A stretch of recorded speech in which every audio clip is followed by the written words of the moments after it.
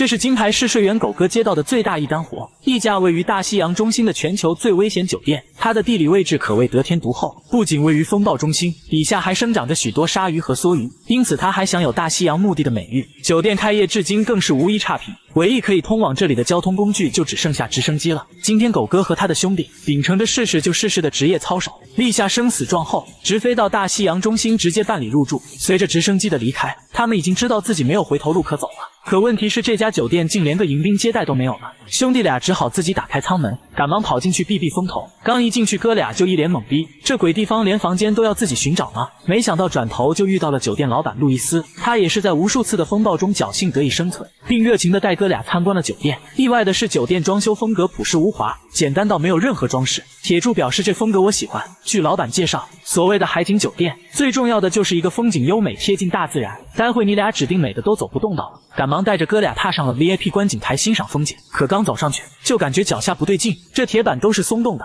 要是突然一个大浪打过来，岂不要全身瘫痪？难怪老板说不敢动呢。可老板却表示不要过于担心，我还不是一直活到了现在。随即一个大跳，让他们放宽心，毕竟已经几十年没有人维护过，有点松动和锈迹也是可以理解的。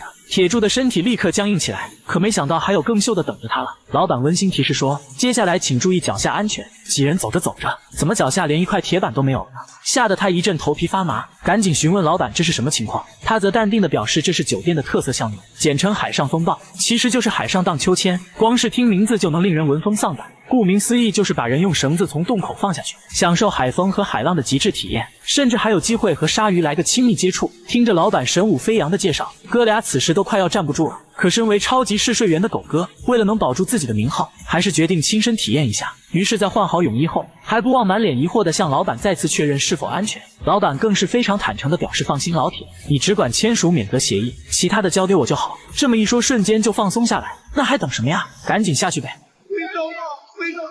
非洲豹 Shark in the water! Whoa!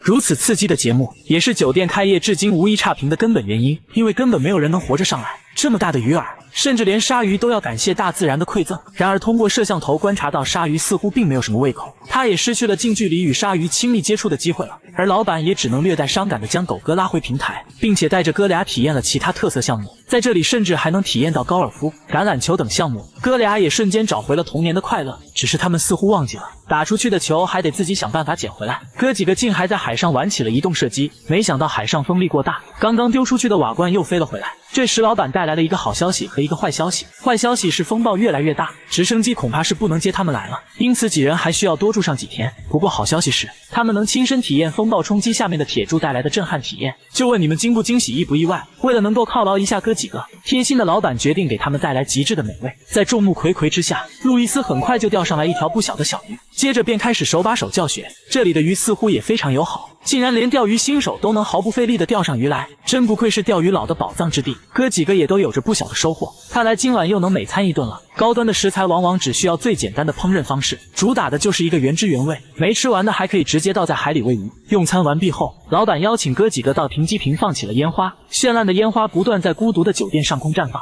开心的同时也让他们忘记了不能回家的烦恼。在一阵狂欢过后，身为金牌试睡员的狗哥终于要开始了自己的正式工作，亲身体验一下客房服务。虽然此时外面早已狂风暴雨，但也丝毫没有影响到狗哥的休息。几天过后，期盼已久的直升机也姗姗来迟，哥几个也终于圆满地完成了自己的任务。那么问题来了，这么刺激的酒店给你多少钱愿意入住呢？